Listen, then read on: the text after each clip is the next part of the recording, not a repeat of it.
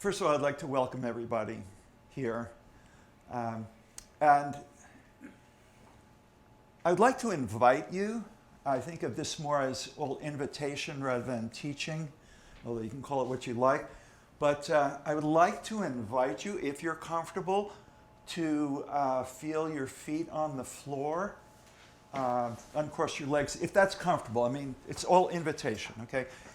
Because a big part of the practice of presence is really dropping into your body and feeling comfortable. Of course, ideally, in all circumstances, legs crossed or walking or sitting or whatever, but you might try it. Yeah, just... And I invite you to feel your, when I say feel, sense your feet on the floor. And when I say sense, I mean not looking at it from up here, observing it, but like entering your feet, sensing from within, directly as you can. I say can, but it's not a doing. Feel, sense your seat in the chair, your arms on your legs, or wherever they are. That's a good start. Okay. Maybe I'll add one thing is, Adida. I'm not promoting anyone here, okay? But when I met Adida, he hugely inspired me by his teachings and his embodiment. Later I found out other things about it, but I was naive and totally open, and it was great. It wasn't, and at JFK I learned a lot about transpersonal psychology, and just from my philosophy studies, just things were pouring out of me. But it wasn't until I met Hamid. It was not so much even Hamid, it was the teachings that came through him. When I learned the embodied practice of presence, that changed everything. What it did is it provided a grounded vehicle for all the teachings. I'm not saying all the other teachings are up in the head. I'm just saying it's what I was longing for, it's what I needed. And very shortly thereafter, I started teaching at local adult schools in the Bay Area and so on. And I never professed to be teaching Hamid's work or anyone else's work. I don't even know whose work this is, really. I don't even claim ownership myself. It has been something that has been emerging through me. But for the sake of attribution, if you like, I relate to Pythagoras. This is an idealized portrait. You can't even call it a portrait. No one knows what he looked like. But it's an idealized portrait that I found in Manly Palmer Hall's Secret Teachings of All Ages, if you ever come across that. Quite a resource. Now, you might know Pythagoras, from high school geometry, and go like, okay, well, that's interesting. But if you've ever studied him, I'm currently reading this book, the Pythagorean Source Book and Library. He was the man who invented the word philosophy, philosophia. He never claimed to be wise or to know truth, at least publicly. Welcome. He just claimed to be a lover of wisdom. And I encourage you each to draw that out, from yourself, that you are a lover of wisdom.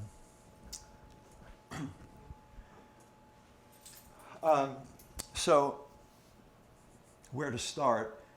I'd like to start this way, that I got an inspiration, first of all, to bring this here. And it's really a way of honoring Pythagoras, or the spirit of Pythagoras, and invoke his presence here as, in a sense, the fountainhead of the whole Western wisdom tradition.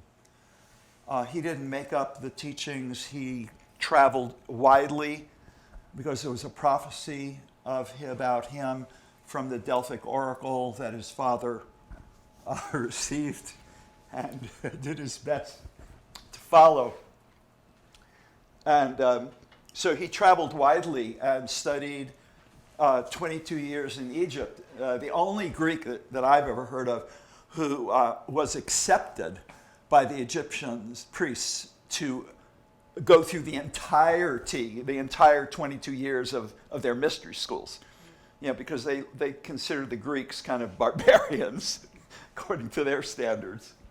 But they saw that this guy was serious. Serious. And how much supposedly Egypt brought their wisdom over from India, who knows? Can we really locate where wisdom comes from? It's a game, but historically we can say that. So the thing is, if you get like a series of concentric circles and you get to the innermost circle of Pythagoras, it was a mystery school. No one knows what was taught and practiced in his inner sanctum, let's say. Now, I'm not talking that there was some scandal, like who knows what's going on behind closed doors, It's just that everyone was sworn to secrecy, which today, of course, is abhorrent, But in those days, like they had the Eleusinian mysteries, and everyone had to swear an oath unto death, not to reveal what goes on there, because it was sacred, not because it was secretive. It was sacred. I do not claim to speak for Pythagoras. I'm not trying to claim I know what his inner teachings were. Was I even there? I don't know. I can't remember.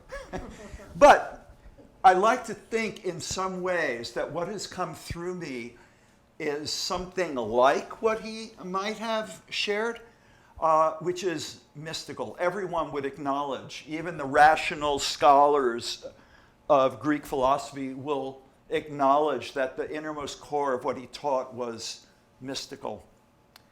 Okay, so that's just, but now just a little experiential. If you want, you can close your eyes.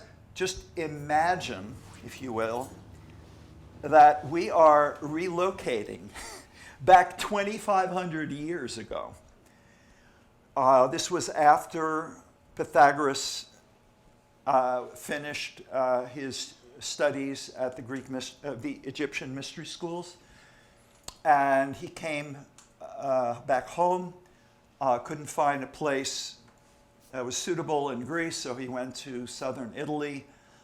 And when he first got there, he was met by a crowd of 2,000 people, and he gave some lecture,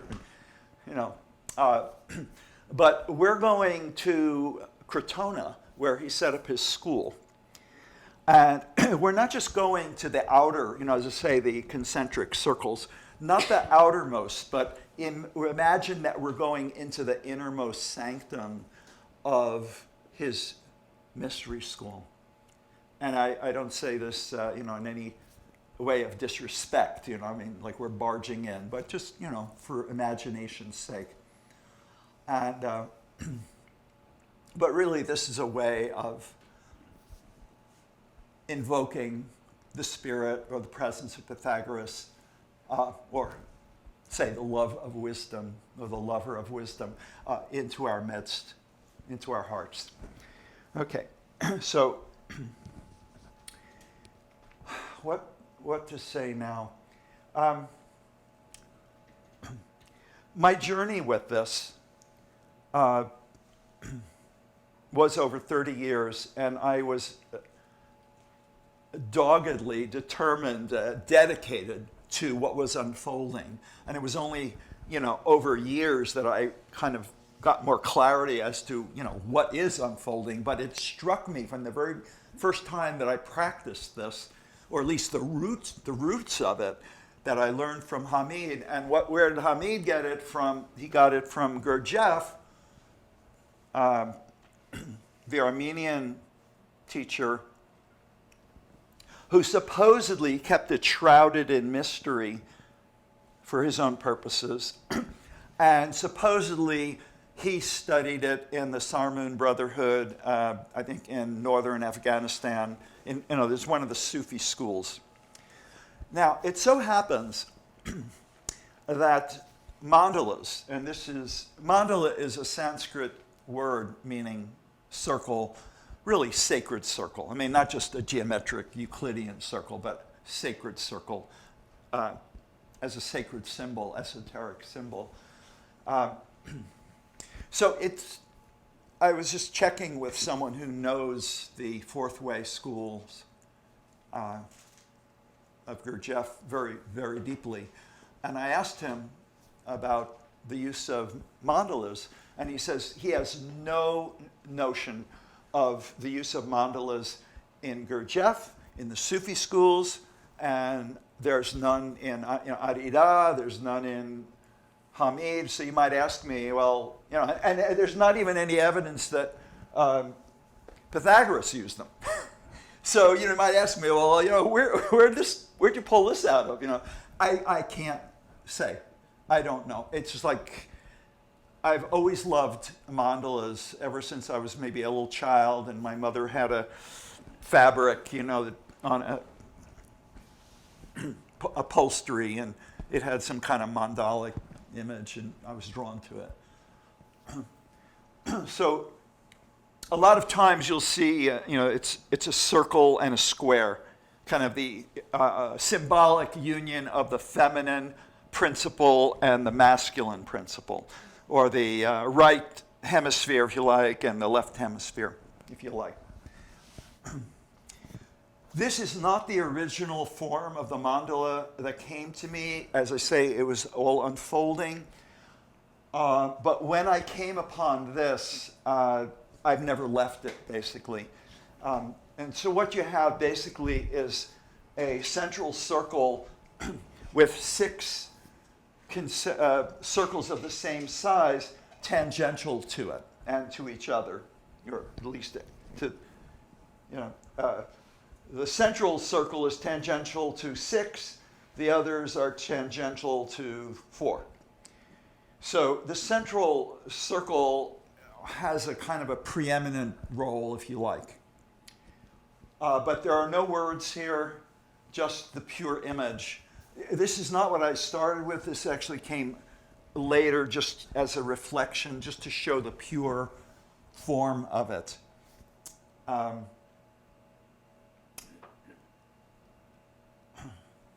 So geometrically, this will apply to any circle.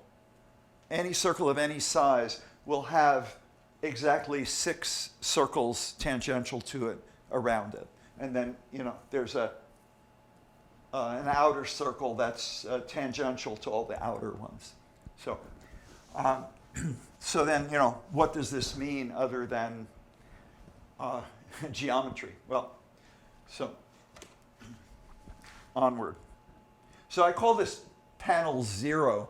Now, it's interesting that Pythagoras talked about the monad and the one, and I'm not going to talk about the difference for him. I'm not really talking Pythagorean philosophy. But 0 was discovered, invented in India, of all places. Now, when I say of all places, it's natural, because they had a transcendent view. They were not just rationalistic. Whether the Greeks really knew about 0, I don't know. And whether Pythagoras knew about it, whether the Egyptians, I'm not an historian, and to me it's a moot point. Because the validity or the truth or the wisdom of anything I'm going to share really has nothing to do with anything historical. It's now. And some people even say that, that he was just a mythological creation.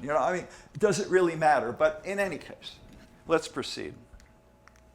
So I call this panel 1, and it is one of the original mandalas that I created. It originally had a different form, but once this emerged, I never left it, pretty much. And you'll see that the central circle is 1, the central oneness. And these are 7 basic words. They're all, basically like 4-letter words, 3-letter central 3-letter word, kind of like God, and 5-letter space. You could think of them as ordinary words, like by the time we're a year old or something like that. Hey, Mom, Mommy, I know what space is. I know what time is.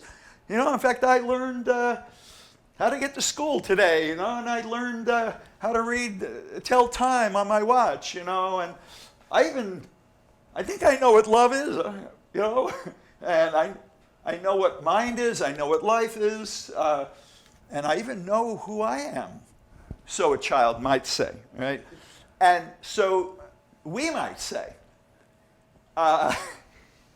without reflection, and as Socrates was quoted as saying, the unexamined life is not worth living, So, in other words, you can get along very beautifully in life knowing these things without ever inquiring what they really mean, what they really are.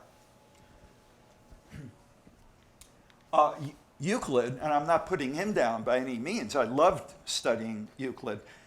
He had this amazing mental constructed system. He didn't make it up. He was a compiler of space. But he was not a philosopher, so he never was disposed to asking, what is space? What are points? Okay? So it's not a put down. It's just, he could say, hey, I'm not a philosopher. That's not my department. Okay? Fine. So let me just say this.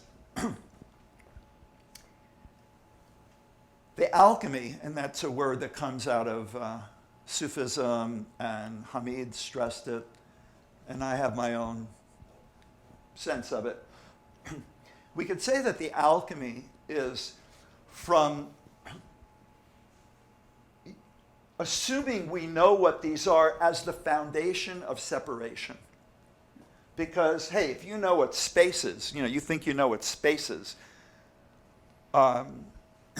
that is the basis of multiplicity and separation. I'm here, you're there, and I'm me and you're you, and this is now and that was then, and, I love you and you love me, or you don't love me, and, and so on, right? Do you understand?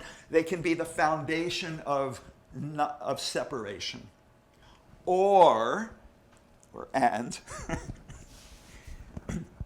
the alchemy upon radical inquiry. Radical is a term that Adida used, and it's not some hippie radical. He means the Latin root of etymology of radical, meaning to the root, the essence. That if you examined the essence of each of these, which I'm not going to go through right now, I might say a few words about it, but you would come to realize that they are exactly the opposite. They are the roots of non-separation. But I call it, I speak of the sacred mystery because the mind wants to know, well, is it dual, non-dual, both, neither? It wants to put it in a category, which is understandable. But as like Hamid says, reality at the foundations is indeterminate. In other words, the mind can't figure it out, which is what all the mystics have said, right? The truth, capital T, truth, is indefinable. Whether you want to call it unknowable or, I leave that aside. But I will just say, here's one quote from Socrates. The Delphic oracle apparently proclaimed him. Someone asked him who was the wisest man. Of course, man, they're not going to say human being. In Greek times, would be a man. Who is the wisest man in Athens? And Socrates was named. And someone went to Socrates and said, well, How do you account for this? You don't see that smart? I don't know if they said that. But he said, well, I'm curious. I'm not really sure. But if it is true, and I'm assuming that the Delphic Oracle doesn't lie, it must be because I know that I know nothing. Yes. Now, that could sound merely humorous or humble, but he meant something profoundly, to the point where he was the gadfly of Athens, trying to show these clever, wealthy, articulate, and pompous sophists of the day, that they didn't really know what they were talking about, and he engaged them in clever dialogues, but they were more than clever, but he paid for it with his life when he was asked to leave, and they wanted him to leave, but he wouldn't, because his inner daemon, who always told him what not to do, not what to do, he was never, when he refused to leave, he was never told, no, don't do that. So that's what happened. He was like the saint of philosophy, Western philosophy, and Plato honored that to some degree, but he also was much more of a rationalist and couldn't just say, hey, look, it's all mystical. He wanted to put it into a philosophical system, which was beautiful too. So I would say space is the root of all of these, and I will show you experientially a little bit how that translates. But if you consider that space, if you take matter, you reduce it down to a molecule, an atom, a subatomic particle, or whatever, okay? But space reduces down to a point, which is non-dimensional, okay? Has no zero dimension, okay? But space is nothing but points. Can you get that? Space is nothing but points. Now that means that somehow you get enough non-dimensional points together and they create extension. The rational mind cannot explain this. It is foundationally paradoxical. And that is really the paradox. The same thing with time. Time, is composed of non-temporal instants. It's popular today, and I'm not really making a criticism, but maybe I am. Be in the moment and I'm in the present moment. But does anyone examine what do we mean by present moment? Well, yes, I can experience it. We all experience. We know what we mean in one sense, but in another sense, we do not know what we mean. That's the paradox, and that is the sacred mystery. Not just, on top of Mount Olympus or, some sacred Himalayan mountain or something like that. I mean, right here, every moment, okay? So to the degree that you recognize the sacred mystery of what you are experiencing every moment, in every one of these departments, down to space, time, life itself, and love, mind, self, and the oneness of it all, you will pay attention. You cannot take it for granted. You see? Then you become a lover of wisdom. Not even by choice, but you recognize that that's your nature. Okay, so let's, I don't know if you mentioned that we'll have questions at the end if we ever get to the end of this. But anyway, that's a technological thing. Anyway, I'll see I've taken enough time. Okay, so we're on panel 2. Now these do go in roughly chronological order, in the order in which they emerged in me, but they're a little bit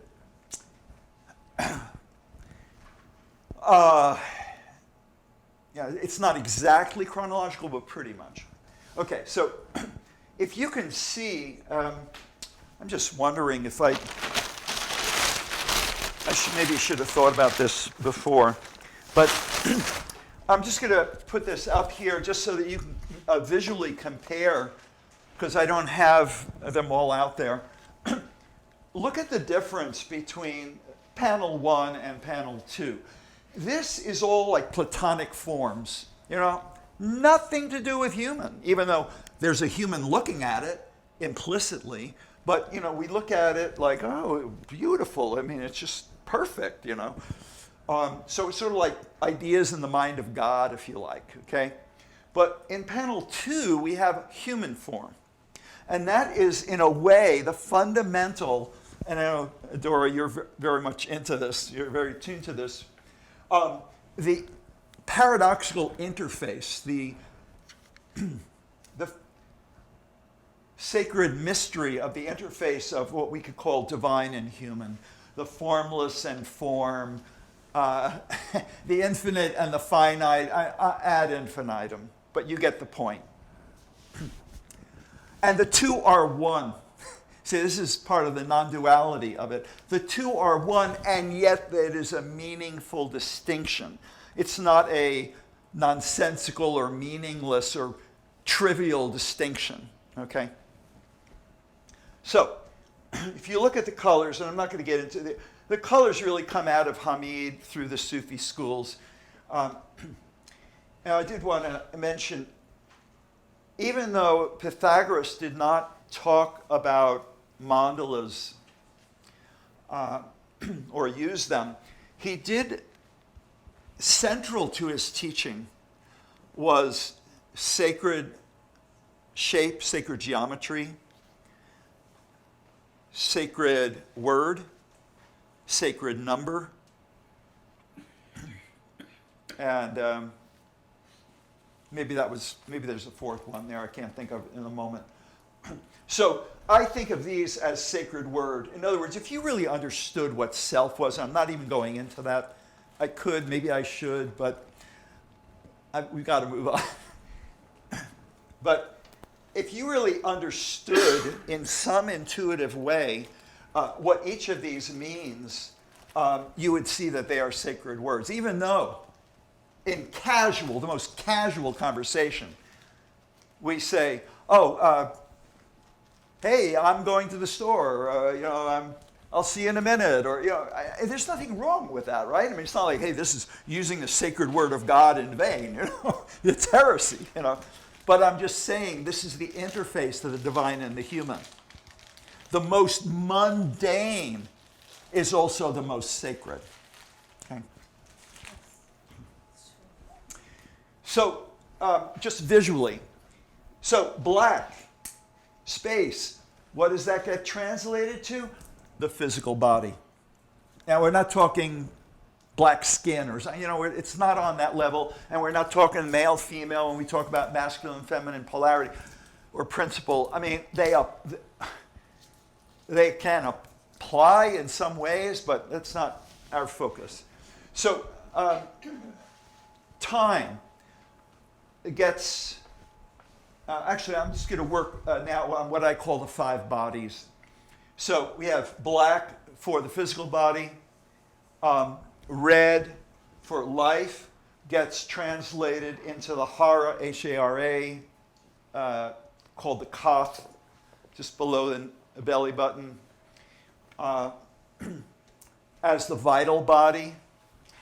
The heart, the emerald green. Actually, emerald green is not love, it's compassion, but for now, that's what I'm using. So that gets translated as the heart center.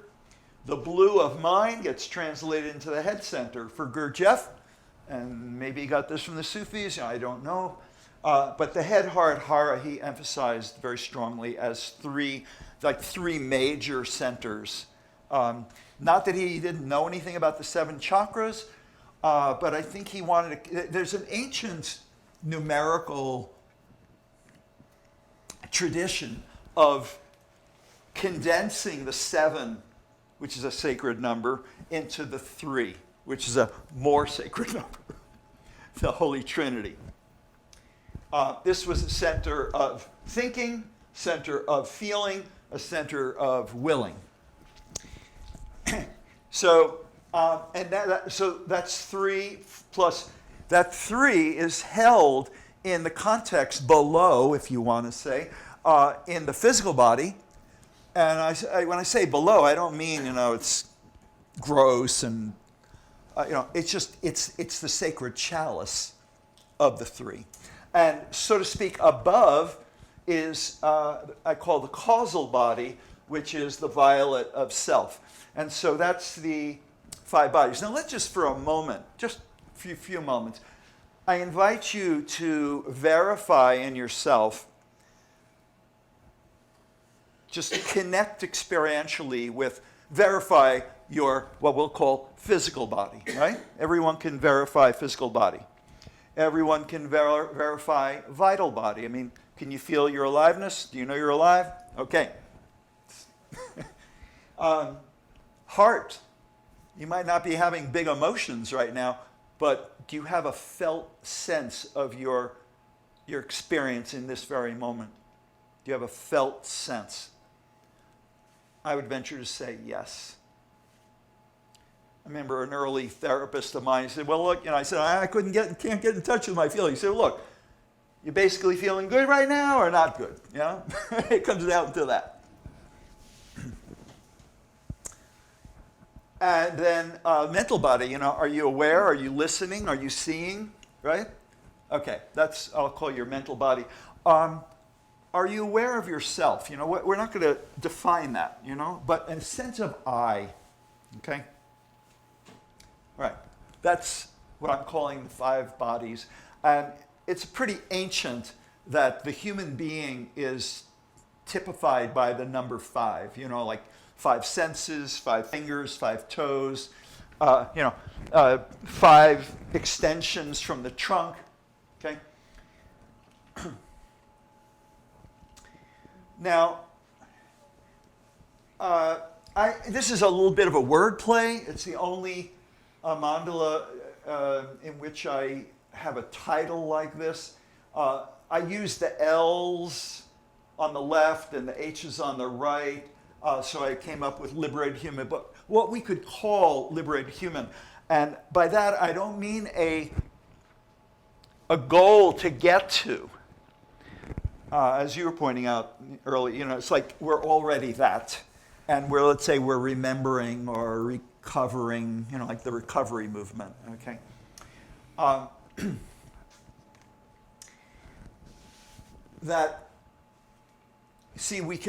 Every human being can verify, I can feel my physical body, I can feel, I'm here, But the alchemy is that when you go deeply into these, not just by mental inquiry, but really through sensing, and as sensing becomes more than just physical sensing, everything here becomes sensing.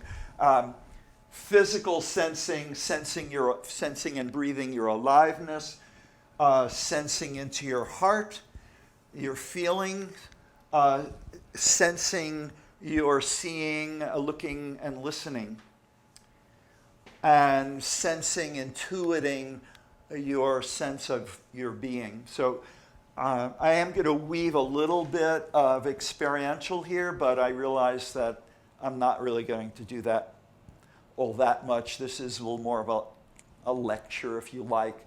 But I hope you can get some experiential sense of what I'm talking about. And more than that, when I say, can you verify these 5 bodies, can you also verify directly in your experience that they are one? I'm not saying that at death, one doesn't, they don't split up and what. I'm just saying there is a unity in your humanity, in your being here. There's a unity, a wholeness to your experience of these, okay? And this human experience is held in the white and the yellow. So the white is the oneness. So can you feel, when I'm using the word feel very broadly, or sense, can you feel, can you recognize the oneness of your present moment experience? First of all, just start with your human experience inwardly. Let's say if you close your eyes, your sensing, your aliveness, your felt sense, your awareness, your sense of yourself. And then extend that out, because you realize there is no boundary between that and just your whole experience. It's all one. And I don't mean that just superficially, mentally, like, oh, that's a good point, true, okay, I could see that if I really had to or wanted to, but I'm talking about this is like the foundation of mysticism. And, as far out as, a realized being, Buddha or whatever, might go, I'm saying it's directly here now, obvious, if you put your attention to it, okay? And what I'm saying is I'm suggesting that any lover of wisdom would attend to their experience because they recognize the value, inherent value of it and the preciousness of it, that they would go to the point where they would realize, wow, it's all deeply one. Okay?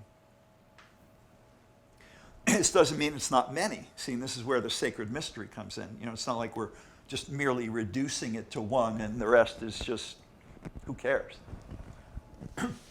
Okay, so that's the white. What is the yellow? The yellow is time. Everything you're experiencing, or we're experiencing right now, is now. It's all happening now, effortlessly, right? It's not like the mind is going, oh yeah, there's a little bit of that, and oh God, I have to remember this, and right? It's like you're piecing it all together. It's given effortlessly, directly, immediately, okay? You don't have to be a Christ, a Buddha. Just it's given in your own humanity, okay? But people don't generally, maybe in consumer culture, I don't know, maybe always, people don't respect what's given free. As they say, the best things in life are free. Well, we have to be reminded of that, Say, oh, wow, that lecture, $100, man, it must be really valuable, But, smell the roses, how important can that be, So, okay, I think there's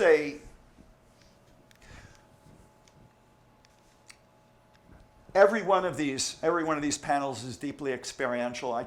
We don't have the time, but let me just give a pointer, okay? A pointer that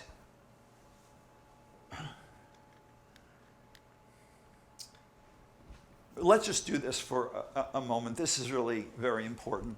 If you sense directly in your body, now we're using words, we're using language. How else are we going to communicate, right? I mean, obviously we're communicating all the time, but nevertheless. So if I say sense in your body, Gurdjieff taught sense in your arms and legs. Why?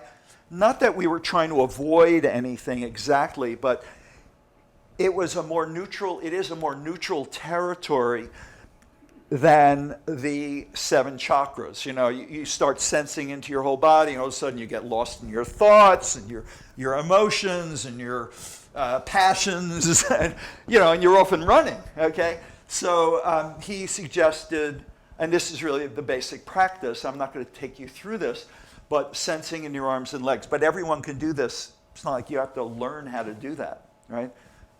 Sensing your arms and legs. But it goes deep, okay? Everything goes deep. So the point is, the alchemy is, that the outer, let's say exoteric and esoteric, the exoteric is, yeah, I know what a body is. Come on, I wasn't born yesterday. I'm not dumb. I know what a body is. Okay, great. Because that's a good place to start. Like the lead to the gold. You just got to start with some lead, But that if you actually enter into it directly, immediate experience, and for this it is helpful to close your eyes if you want. You're not going to disappear. And you let go of the words, body, arms, legs. He's like, oh, I know that. Okay, just what if I let them go? And just went directly into the sensing, okay? You would not only feel more deeply embodied, more deeply here, but you might also discover that there really is no given boundary between what you're sensing and space. I mean, does space begin at where your skin ends? Or is it all space, absolutely through and through?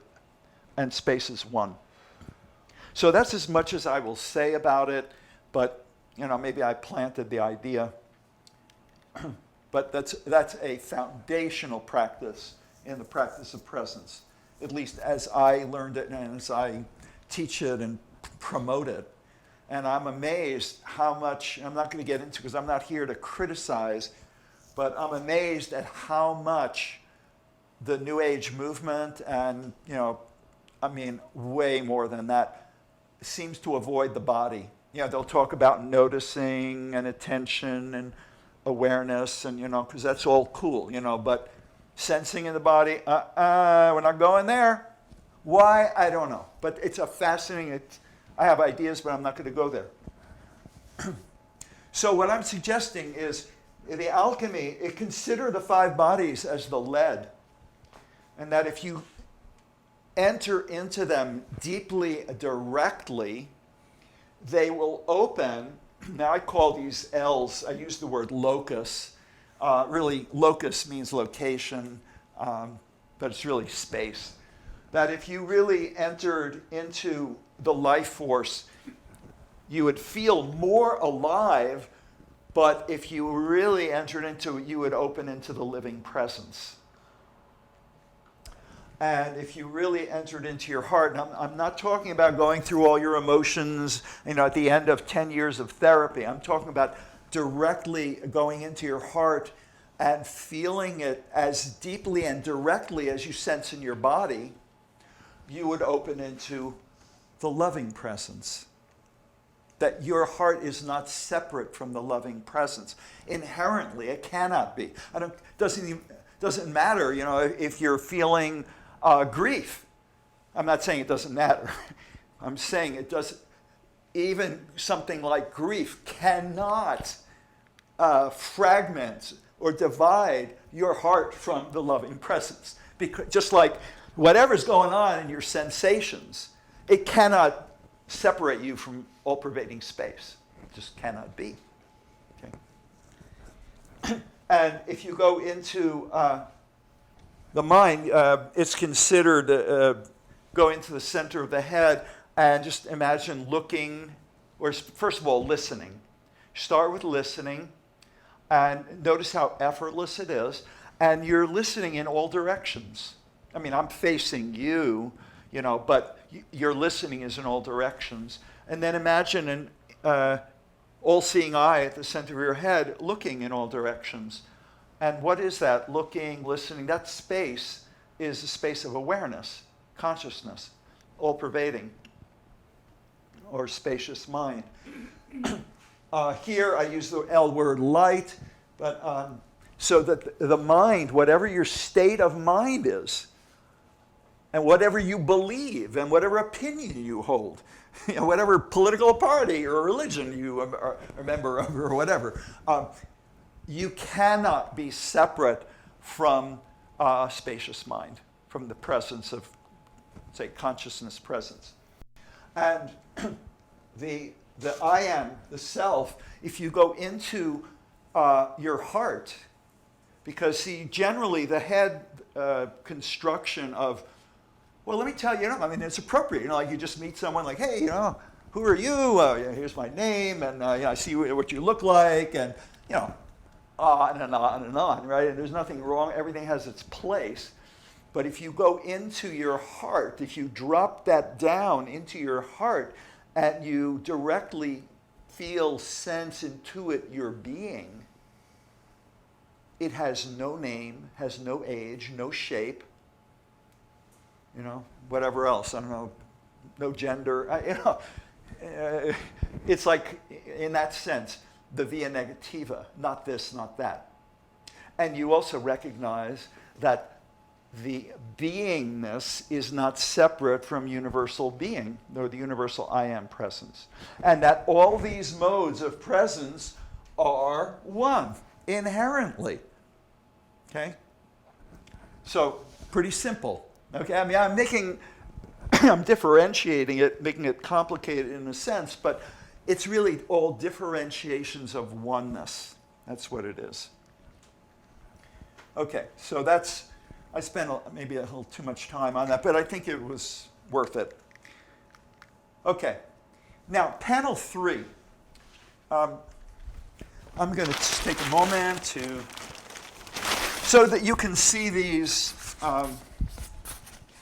I'm going to put this down here. Maybe, I don't know if you can see it from there, but it doesn't really matter. I talked about the polarity. This is like the unity, the polarity of divine human.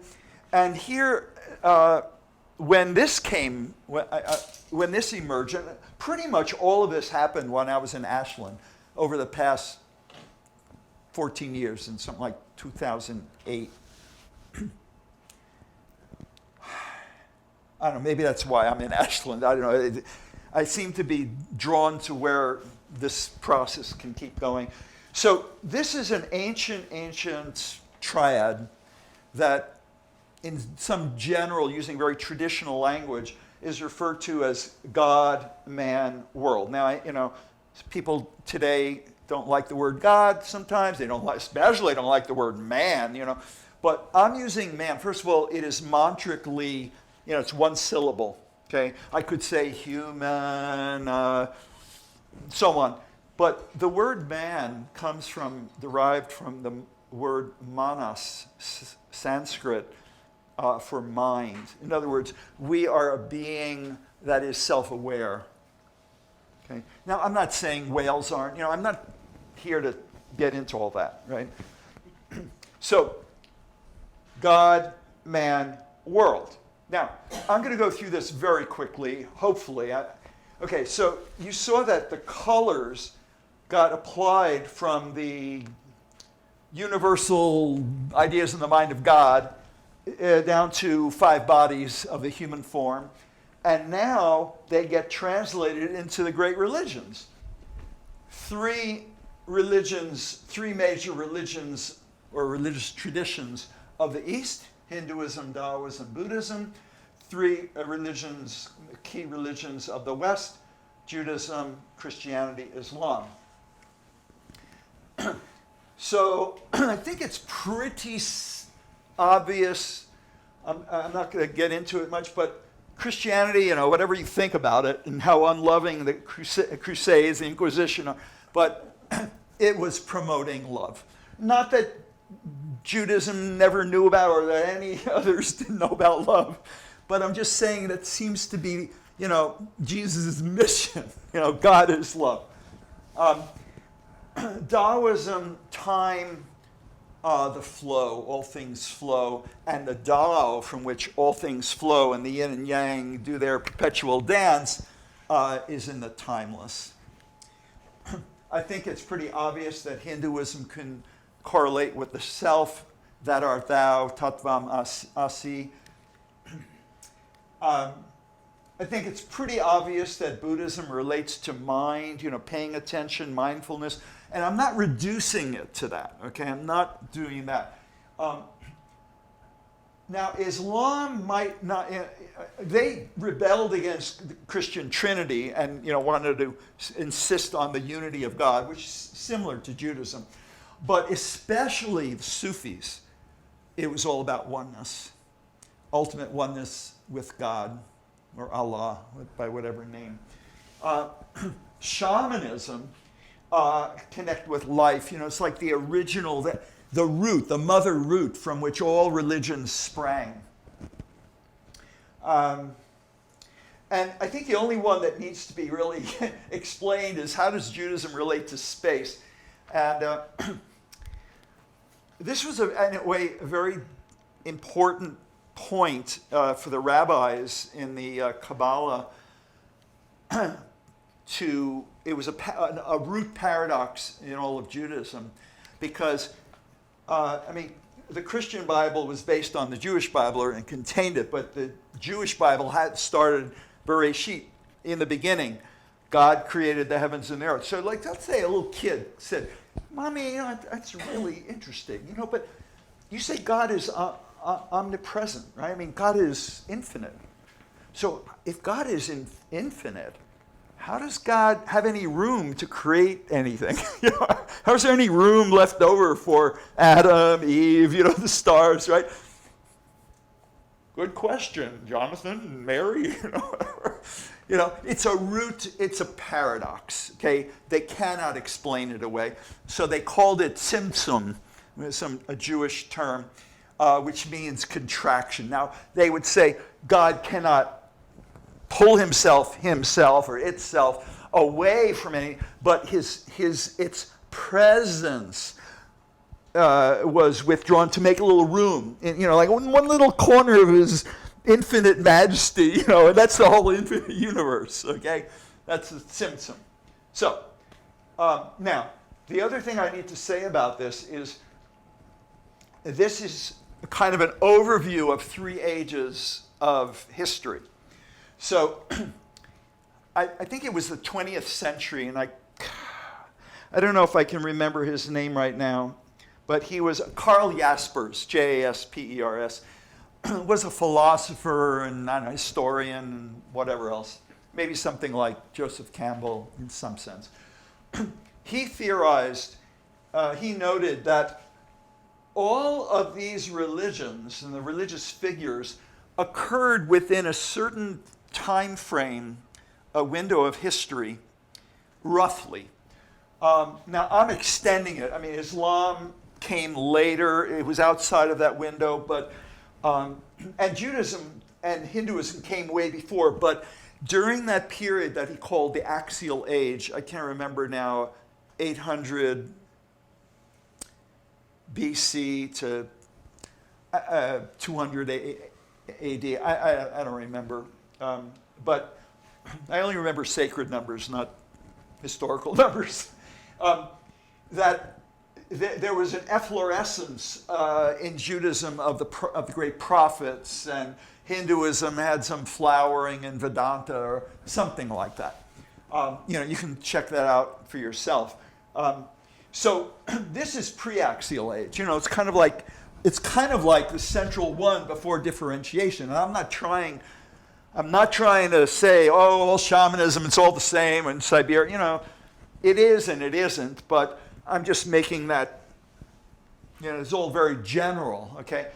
But during this pre-axial age, in the axial age, you get these 6 major religious traditions. And what's most important here is what's coming. Now, I can't prove this, but any of you who are alive to maybe something is emerging, evolving, called Golden Age, New Age, whatever term you want to use, I'm suggesting, I use the term universal presence spirituality. I'm not saying that these religions are going to die out. They have a power to them, they have a purpose, and who knows what's going to happen. But what I'm suggesting is that as the ground swell of consciousness emerges, it will become more and more obvious of the central oneness of consciousness and all being, and people will recognize, whether you're still Jewish, Christian, Islamic, or whatever, or not, you will recognize the inherent intrinsic oneness of all religions, so, I mean, all everything. In other words, that spirituality, the essence, the root, the ground of all spirituality will be a recognition of universal presence. In other words, when I would study, I would study Islam. Yes, their presence, like namaste. Study Hinduism, namaste, there's the presence. Judaism, oh, there's the... This is especially obvious in the mysticism. If you just read dogmatic or fundamentalist or what have you, exoteric religions, you're going to say, this is so different from that. They can't agree. They couldn't be in the same room together, They'd be battling or killing each other or whatnot, But if you take the mystics, the inner core of the mystics, they would, in silent nodding, namaste. So, anyway, so this is what I am suggesting, that we are living in a time. Thank you and namaste. Yeah, I can't see once it gets dark. Yeah. Really dark, so. It's getting dark out. Yeah. Okay. Well, we still have an hour to go. I haven't run out of words yet. By the way, I use these panels to focus my attention. If I were up here without these, I would just be probably rambling on, indiscriminately, and it wouldn't be very good use of time. But that's just kind of a joke. I don't really use them just for that purpose. But what I'm suggesting is, everyone who is alive, as they say, not living under a rock, knows that we're going through tumultuous times that maybe we've never had before. Like, Gene Houston talks about that, and so many others. And they don't see it negatively. They don't, if you look on the surface of the waves, it's like, my God, it's like, we're all going to sink, But if you go down below into the ocean depths, you see something else is going on, something else is emerging. And as I said about the lover of wisdom within us, there's something within us that wants to be, or recognizes that we are a part, an intrinsic part of this process, And then, it's up to each one of us to decide, in some sense, how do I want to be part of this? Do I want to be part of the divisiveness and the controversy? I'm not saying there's no place for any of that, okay? I'm not saying everything should be hush-hush and let's just all agree and get along. I'm not saying that. But I'm saying, do you want to be inspired by the deeper unity of it all and what is emerging? Okay? And that's what I call the universal presence spirituality. By whatever term you want to use that. Ultimately, it's, as I say, it's all pointers to something nameless, timeless, and so on. So, of course, I'm going to quickly move on before there might be any questions. But we're going to save that for later anyway. Next, panel 4. I think maybe we're done with bringing out the panels. So panel 4, really, this is the one that really did not come later, because I learned this from at Hamid's Diamond Heart School, and this came straight out of the Sufi schools. He didn't make this up. Although he says that in his latest book, he talks about an early experience in which he actually had a download, like a kind of a descent of Holy Spirit. He didn't call it that, of the Sarmoon Brotherhood.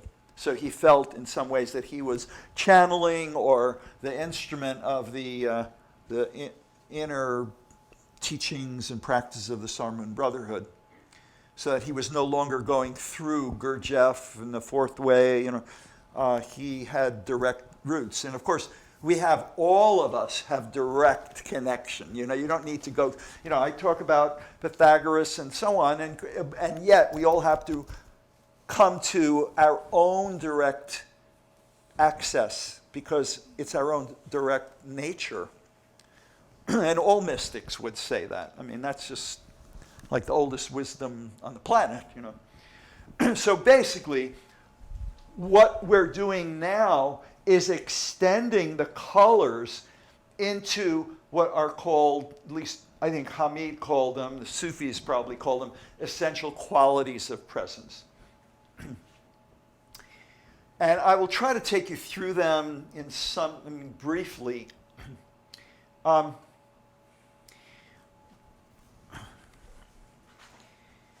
Okay, so we're moving into heart dimension. You could say these are all, divine ideas. These are the bodies. Even though love obviously is one of the, it already bears the name of one of the essential qualities, although now it's extended to compassion. Before that word wasn't brought out, even though I used this as green. So let me see if I can take us through this quickly without rushing.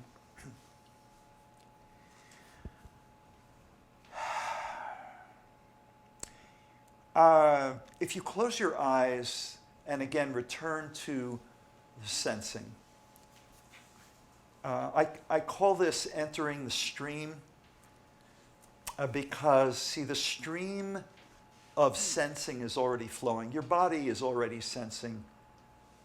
You don't have to be taught how to sense, and you don't have to instruct your own body how to sense. It's already happening. So the stream is already flowing. You're simply entering the stream, and it's really effortless, and it's actually enjoyable. I mean, I don't know what your body, feels like. There might be pains and whatnot, but generally, sensing in the body is enjoyable. So, if you sense into the body without judgment, they say sensing in the arms and legs, but eventually through that extends into the whole body as a oneness. Okay? And that extends out into all space. So you no longer feel separate from the universe or from reality itself, let's say with capital R. Okay? That brings a feeling of peace. To whatever degree you can intuit that, glimpse that, feel that. Let's take this one more step further. So as I said, this is related to the essential aspect of presence called space. Space, if you intuit universal unending space, it is absolutely abiding in itself. It does, there could be a storm, whole galaxies could blow up into smithereens, and yet space is unruffled. Now, on physics level, energetic level, you could say, okay, the gravitational pulling, it's bending space, but I'm not talking about space as energy. It's really as a presence. Divine presence, that is always at peace. Okay? And so invoke, if you like, the deep essential presence of peace into your body here now. And one simple way, I'll just take a few moments with this. On the inhales, and this is also very natural, right? Inhale, exhale. On the inhales, sense into your body. On the exhales, open, release, surrender into spaciousness. Okay, very naturally, not even as a technique. As you open into space, feel it, the heart quality, the essential quality of peace. And then on the inhales, inhale that peace into your body. And then you just go back and forth until you realize these two are one. in some very deeply mysterious way, but palpable. Okay? So that's the other thing that I want to mention about this is from the view of the practice of presence, from the view of presence, presence is what is foundational. You are a unique, beautiful, precious instantiation, individuation of presence, but you don't make you the center. Okay, it's all about me and my spirituality and my growth and, fulfilling my destiny, and all of that has its place. But what I'm suggesting is, to the degree that it's based on you, on me, on I, separate I, it's already off on a wrong foundation. Okay, whereas if you make your foundation presence, and then you are a beautiful instantiation of it, a unique instantiation, individuation of it. Wonderful. Okay.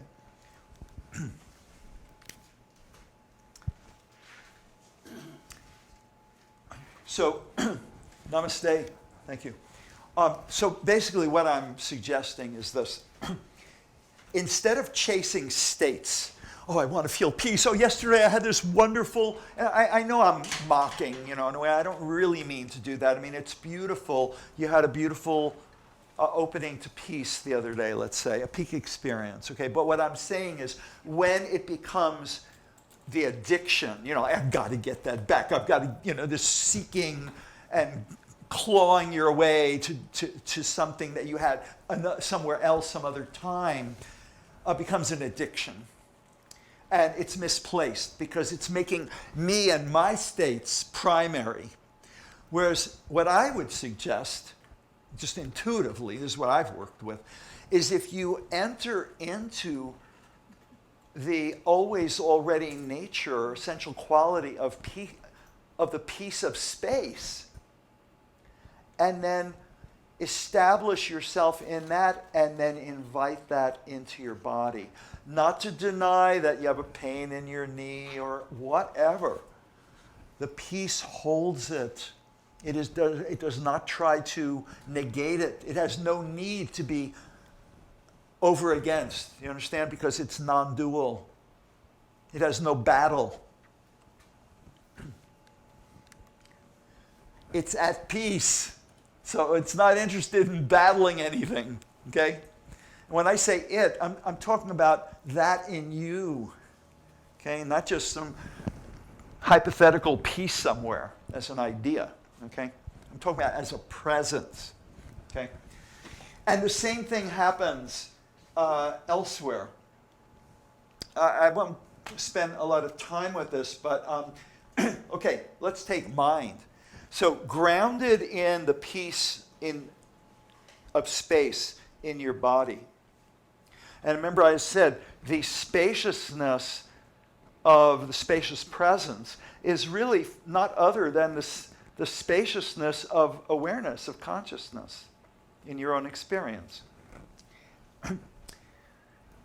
Rather than chasing states of like, I'm trying to meditate and God damn it, my mind keeps monkeying around. I'm trying to get it together and quiet it down, and whatever I do, it just rebels. And okay, instead of going that way, you open into the spacious mind, which is always already at peace.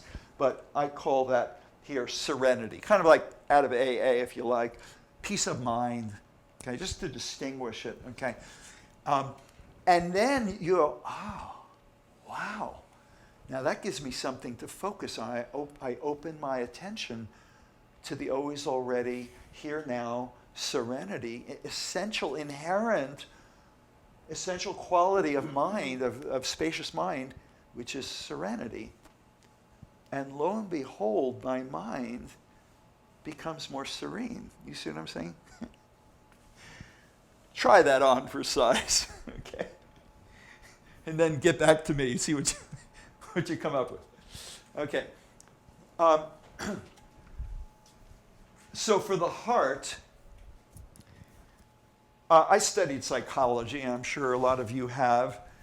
studied pathology. I mean, it wasn't, transpersonal psychology wasn't just like from here up. It transcended and included all of it.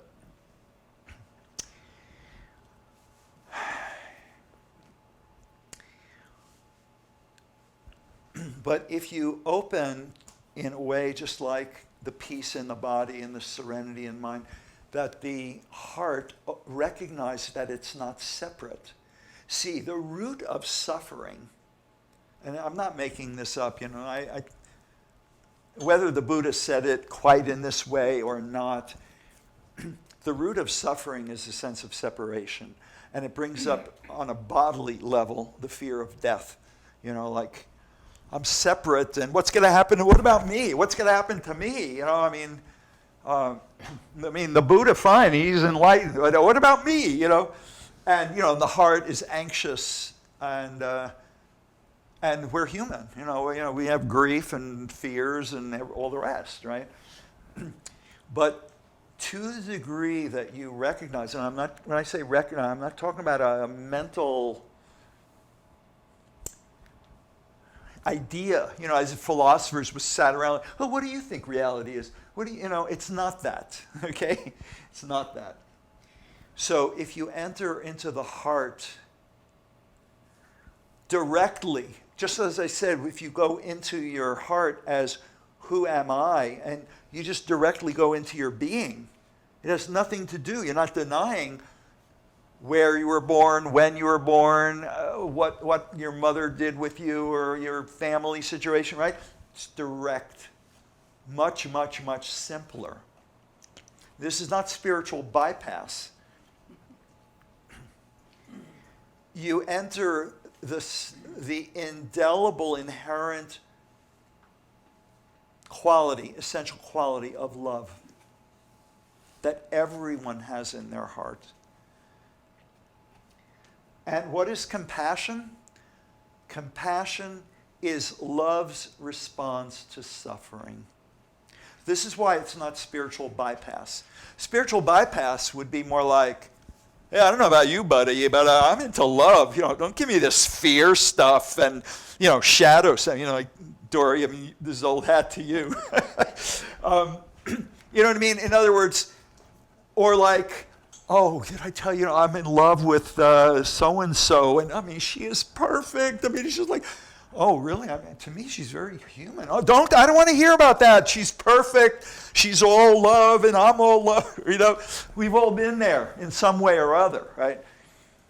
But if you can only love and you have no compassion, boy, is that a recipe for disaster. Have you ever tried that out? Okay. I'm kidding in a way, right? Because we've all been on those rocks in some ways, stumbled in some ways. It's just part of the growing up process, I think. So anyway, if you go into genuine love, essential love, and then you come up with, in fact, you will, if you're open, you will come up with all these unloving parts of yourself that you never noticed before, Like maybe your inner child, like, what's this part of me that's like whimpering and scared and anxious and, so what do? Suppress that one? No, that's the ego talking, responding, but love does not respond that way. If you want to take Jesus, at least, in the image of Jesus, he wasn't like, let me rise above, it's God is love, don't tell me about suffering, right? He would weep, he cared, he had compassion, okay? So, enough and overmuch about that. So what is joy? Okay, so yesterday I had this feeling of joy. I want to get back to that. Okay, it's beautiful. We all understand that. It's human. You want to get back to what's essential in your nature, right? We all love joy. So what I would just suggest, and I know this is overly simplifying it, but if you come into the now, and I'm just talking about the simple present moment now, prior to thinking, you let go of the past. And they say like the worries about the past or the regrets about the past. that you've been like carrying, as an emotional burden. And you let go of the future, or let's say, I don't know, worries or expectations, anxiety, of like, oh my God, I don't know, what's going to happen tomorrow? I don't know, what's going to happen to the planet? Are we going to have a nuclear war? Whatever. Okay, whatever. I'm not trying to be facetious here. But you simply come into present moment. And the simplicity of it, the effortlessness of it, right? Does anyone here have the power to create the present moment? No. It's like given. It arises unaccountably. No one can account for it. No one can control it. No one owns it. Even if you were the wealthiest person on the planet and owned everything, every square inch around you, and what happened, you don't control time. You don't know what's going to happen 5 minutes from now, really. So what I'm suggesting is, when you come into the present moment and you recognize, you enter into the sacred mystery of it, not like, present moment as I understand it, but the present moment in its sacred mystery. Plato taught that philosophy begins in wonder. And it's not just like, gee, I wonder how the stock market's going to do tomorrow. Hey, don't let's not go there. But genuine wonderment, okay? And we are all like children, innocent babes before the sacred moment or the sacred mystery. There is a sense of the timeless now that somehow is not in time, and yet it is. You'll never be in a moment, in any moment, that the timeless now is not present. Now tell me, how does it manage that? That's the sacred mystery. And I don't mean that term just like, oh, now I understand it, sure. So anyway, that's where joy has been called the most infallible sign of the presence of God. That was by a Christian mystic. But I think it's beautifully said, and very, very true.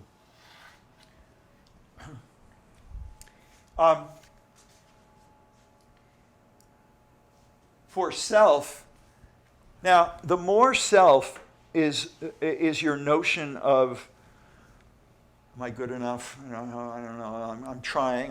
I'm improving. I'm better than I was yesterday. Oh, I'm slipping. And all these things are good to notice, but they can't be your foundation. You see, they can't be your foundation because they're not. When you go into your heart and you connect with your beingness, the simplicity of being. Ken Wilber, I don't know if he made this up, but he, in fact, wrote a whole book on it called The Simple Feeling of Being.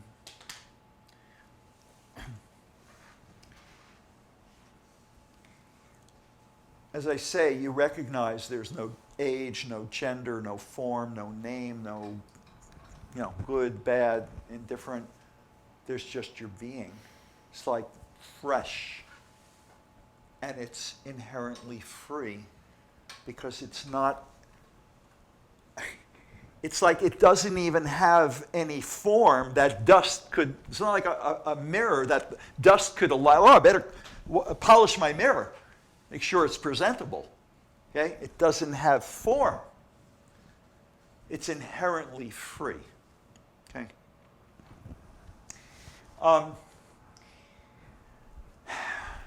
Bliss, I'm not talking about maybe Satchitananda or I'm not talking about ecstatic states or any states or some attainment to get to.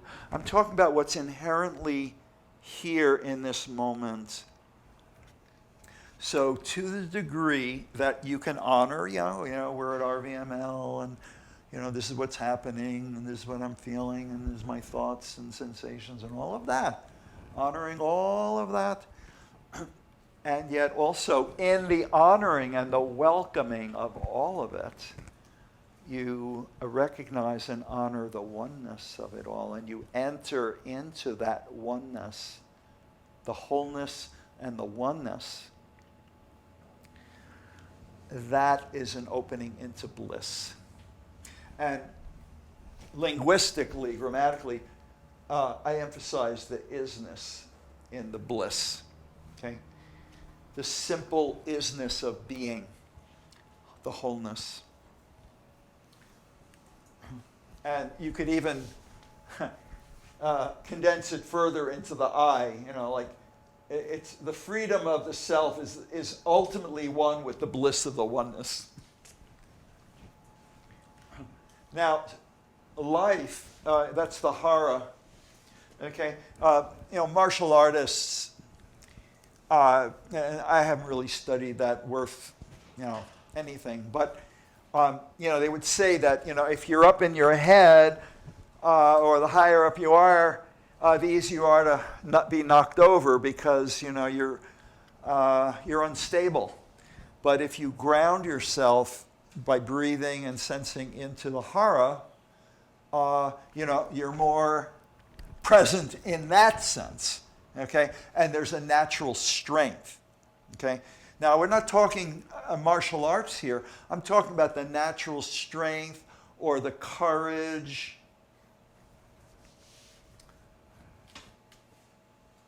of being here now. Okay, so enough words on that. But hopefully you get the feel of it, because that's what it's about. You see, I'll just say this, that I said we're entering the domain of the heart.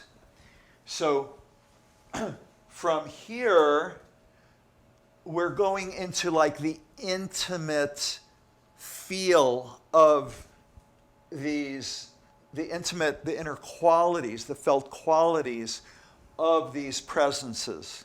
Okay, so it's now on a more intimate level, if you like. Okay. This one I'm going to go through quickly. Panel 5 actually emerged in me years ago.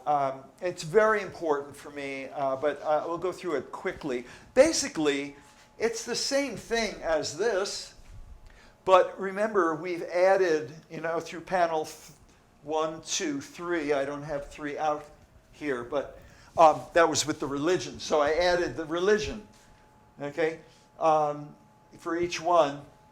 And then we had the essential qualities. And then these were the, which came in panel 2, the practice. So it's not just contemplate space.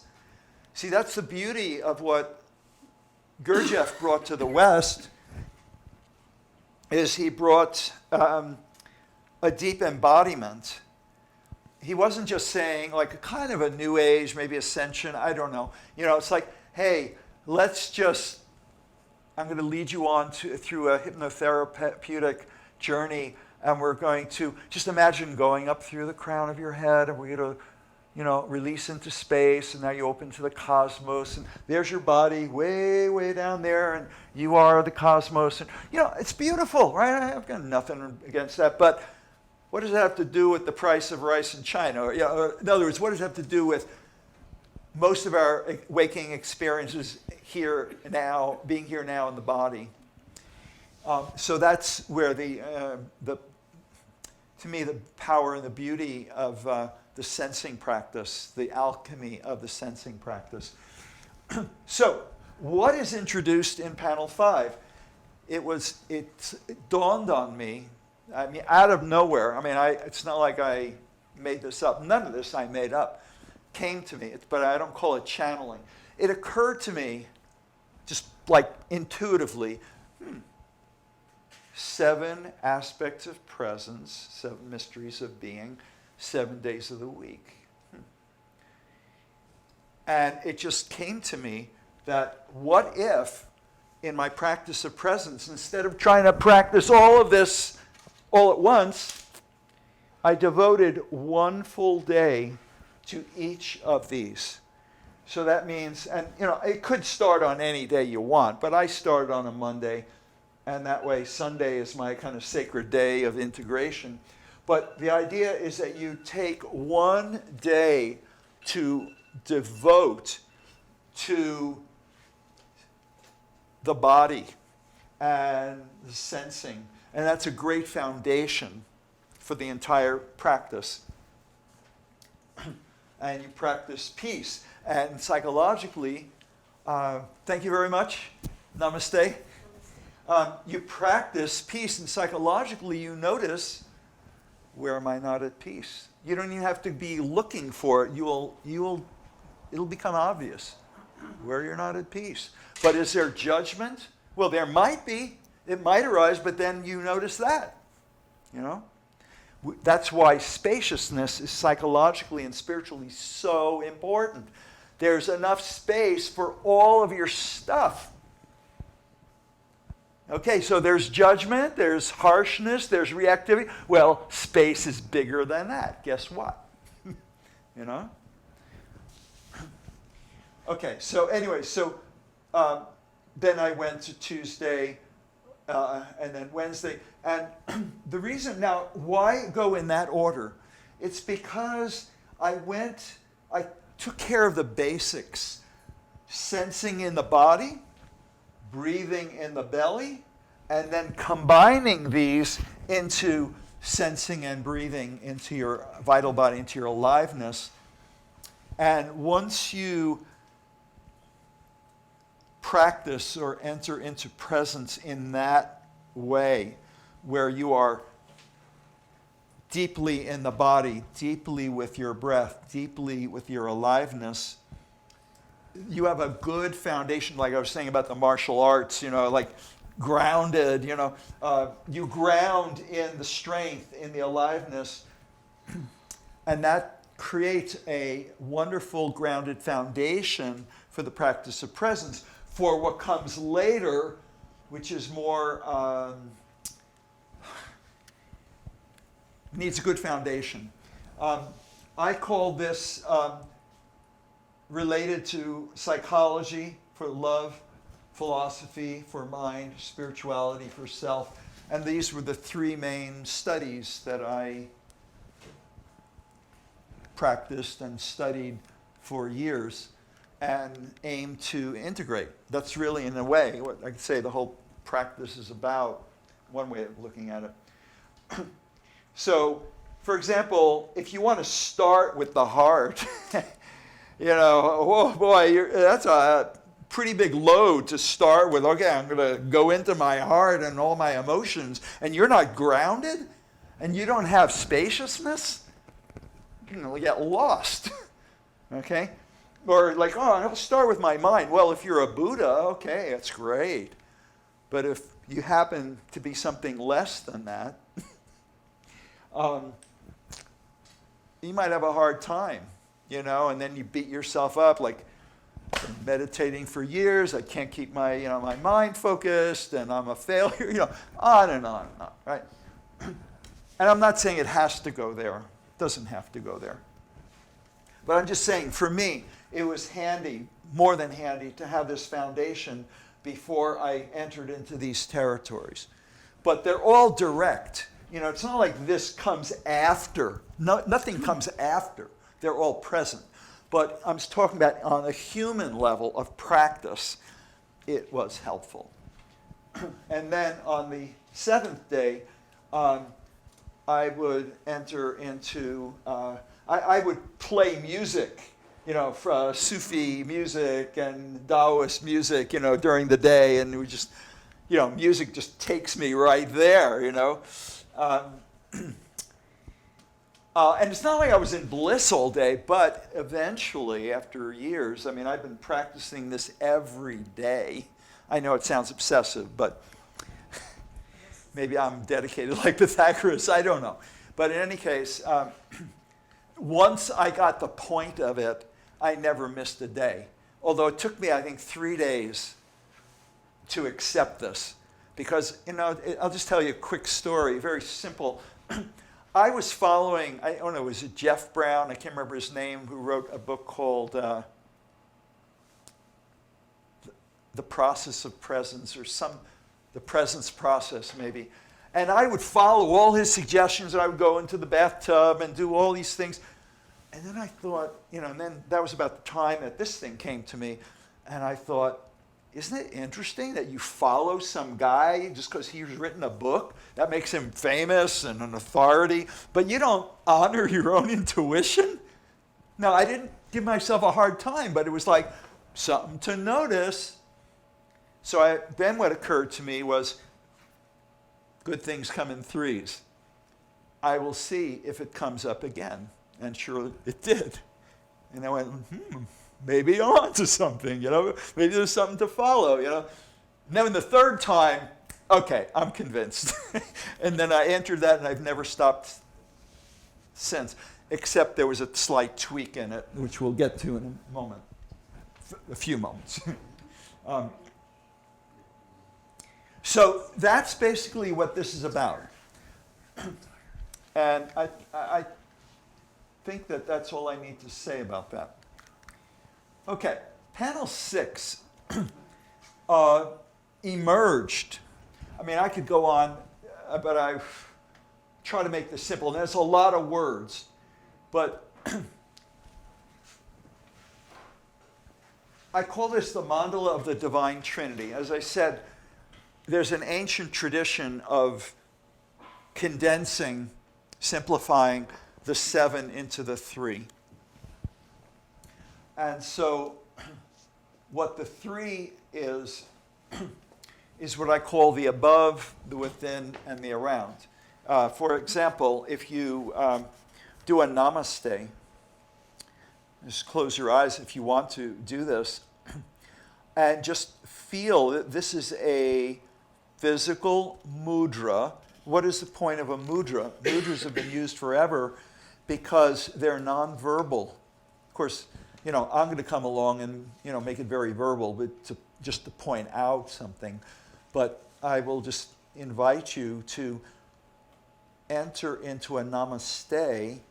First, there's no order necessarily, but first, honor the indwelling presence. Honor the presence in your own heart and in your own being. Okay? Just as you would anybody, in a sense. And then let that expand outward, because the presence, as I say, is beautifully instantiated in your heart, in your being, in even your whole humanity, but it's not the whole extent of presence. Presence is also the all-pervading presence, the infinite presence. So honor that. And then honor that the two are one, the all-pervading presence and the indwelling presence. How could they be separate? Couldn't be separate. And then the fingers that point upward are, again, like pointers, right? Presence is not even spatial, but it's like what AA calls higher power. And it's not just AA, but there is a reason, I won't go into them, there's a reason why people have talked about the heavens as sacred space. Of course, sometimes it would be as opposed to the earth. I mean, that's a different story. But the sense that, the crown chakra and above, or receiving downpouring blessings, like Jesus received in baptism from St. John at the River Jordan. So this is honoring the presence, the transcendent presence that is not spatial, that is not in time, that is beyond self and beyond mind. And yet, and this is the final part of this mudra, just as the hands are one, you honor the namaste to the oneness of these three presences. Okay? So that's just my quick entry into this. So this is very much more experiential than saying, oh, you got to believe in the divine Trinity, the Father, the Son, the Holy Spirit, and let's have wars, because if you don't believe the doctrine, you're going to go to hell. I mean, it's laughable if it weren't so tragic how many lives were lost over that. There's no child's play, right? So I call it presence above, presence within, presence around. I call it transcendent presence, indwelling presence, all-pervading presence, and so on. Like, for example, the infinite, infinity. The distinction is that infinite is infinitely extended, whereas infinity is even beyond that. And the indwelling is the infinitesimal, like the point. Like the point in your heart, which is your innermost being. You can call it the indwelling Christ. So many words can be used, or none. And I would say every mystic worth their salt, I mean, it's kind of humorous expression to use, but knows that these three are one. How could they not be three as one? And, the Christian notion of the divine Trinity is that these are not three gods, even though the Jews and the Muslims rebelled against it. Like, oh, this is polytheism. And, I'm not going to get into the religious wars. I'm not interested in that. But, again, we come back to fundamental oneness. And everything else is differentiations of that primary oneness. But does the mind forget this? Of course. The mind, and I'm not putting down the mind, obviously, but I'm just saying the mind has a tendency to believe, to fasten onto, get fascinated by its pet theories. Like, maybe I'm pretty too attached to this stuff, but there is some sense in which it's all just a pointer to the nameless mystery. Can't grasp it, can't hold on to it. Just how it is. And once the mind gets that, it, doesn't have to be convinced. It's just obvious. Just obvious. So I think that, but let me lead you through one simple exercise. See, the time is running. I thought it's all now. Somehow time keeps running. What's going on? I never did figure that out. Okay, so this can be done in many ways, but my favorite way is the sense of the function. What is the cosmic function of a human being? It is to be a link, if you like, between the God above and the God around, by acknowledging the God within and recognizing that they're all one. And so this, if you want to get, this is obviously very Christian in a way. It's Gurdjieff called, I don't know how much he believed this or just said this, I don't know. He said another word for his teaching is esoteric Christianity. And some say he was very influenced by that, but I don't really know. But in any case, the divine Trinity, it sounds pretty Christian, although, you got the Brahma, Vishnu, Shiva, it's not just Christian. So I'd like you to imagine, if you like, the higher power. When I say imagine, feel, you can visualize if you like, and then your heart. You don't have to imagine that. Feel it. And then the all-pervading presence. And then, like believe and receive, that kind of thing. So what runs this process is the divine breath, the Holy Spirit. What is inspiration? But in spirit. Your breath becomes inspiring because you are breathing, literally, spirit. Not just breathing oxygen or air. That's like the exoteric. The esoteric is you're breathing spirit. So you recognize that the higher power is blessing you, is the downpouring grace all the time. Not just to a select few, not only if you're a good boy or girl. It's up to you to receive. And so you simply, on the inhales, receive down through your crown. On your own breath, it's effortless. You don't try to follow some technique.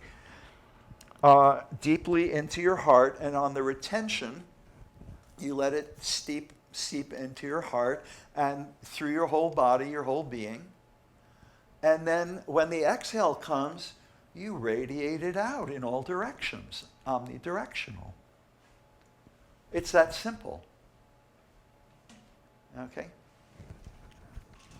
Moving on. Thank you. Thank you very much. Namaste.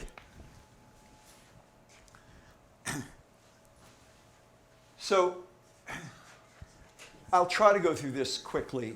This is what panel 5 entered into through the medium of panel 6, which was the emergence of the Trinity, or the threefoldness of presence. So the central one, it doesn't split. It doesn't fragment. It's not broken. Somehow the one got broken. I don't know. It's traumatized. No.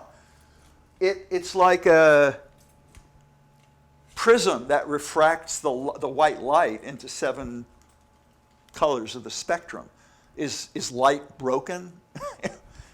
I never heard that. So it recognized that all these 3 are one. And so the around is like the spacious and the spacious mind. The within is the living love. So I call this spacious mind. This is the practice of living love, the embodiment, the indwelling presence. And these were like the transcendent above. The vertical axis, esoterically, as esoteric symbolism, is the eternal now. Like if the horizontal axis is the flowing river of time, okay? The vertical axis, not opposed to it, but intersecting it as the eternal now. What's that intersection point? The present moment, like this here now. This what you're experiencing right now. And it's also in English. It's not je in French and ich in German, but in English, which to me is also a sacred language, it's one letter word, I, and it's a vertical axis. It's not like, well, why? It could have just random. It could have just been like this. No, it's not random. Okay? Now, I'm not saying even people knew what they were doing and they were designing. I don't know. But there's a greater intelligence going on, inspiring it. The genius that came through Shakespeare. Okay, well, this is like a higher intelligence greater than Shakespeare, okay? All right. So then what I did is, instead of in the panel 5 going from here to here to here and then here to here to here, I called this the lower triad. This was the upper triad. Now I went from here to here, and then here to here, here to here. So it became a clockwise movement, and then here, and they were all radiating out from the center. Okay, I think that's enough on that. this one I'll go through so quickly. Is 10 minutes, right? All right, thanks. Yeah, okay. Basically, I'll just say this. I'm only going to just use, I don't use the word enlightenment much because it tends to indicate, I have nothing against it, but it indicates like, oh, he's enlightened, but I'm not, and I want to get there, and I'm not there yet, or I'll claim to be there. And I'm just saying, fine, but my point of view is, as I say, I'm focusing on the innate reality of the present moment. And so what enlightenment is fundamentally is the recognition of oneness. I mean, Adyashanti says that. And of course, he's not just talking about some casual recognition, okay, so I honor him, it's like, okay, so fine. I mean, I honor that, but I'm just saying where I'm focusing is on the intrinsic enlightenment and so on. So that's done with that. And finally, this is the last one. I'm not going to spend a lot of time with this, but so that you get the point. We've gone maybe, in a lot of directions, but this grounds it. And in a way, this is something that maybe Ken Wilber popularized and others. Because what happened in the spiritual world is you get I won't name names, I probably don't need to, but a lot of people had amazing spiritual realizations, awakenings, enlightenments, and it's like, hey, I have no ego. I don't have any shadow. I'm clear. I don't know, what's your problem? Okay, I mean, it sounds ludicrous, but, when they're putting out Shakti all over the place and they're very confident, people get into that, they take it on. So anyway, so the point is, waking up is only one part of the story. You need to grow up. Yeah? You need to clean up, like your heart, not just your heart, but remember, this is the psychology. You need to do your homework. You need to clean up. Wising up, well, that's working with your mind or your philosophy. Shaking up is sort of like what happens to people when they have near-death experiences. It's not a casual experience. I've never had one. I'm not looking forward to one necessarily. But I'm just referencing that as a dramatic example, okay? Or anything like ayahuasca, maybe a journey or something that, like, you come close to, wow, shakes you up, okay? And then life, ground is showing up, like the courage to show up. And for the one, the integrating, clearing up, opening up to the integration of all of them. And with that, I'm done. And you actually have 7 minutes to say what you like. I hope, I hope I didn't make it too complicated. I really want to make it as simple as sensing and breathing and living. I mean, living in sense of that, So I hope you, in some measure, could get this as, wow, there's something in me that's recognizing the validity of this. It's not like, well, I don't know about this, and I don't know if I agree with him, and all. And maybe I'm not asking for agreement. I'm just saying, notice that in you, which recognize some innate wisdom in yourself. Okay. All right. I'll shut up if that's if that were possible.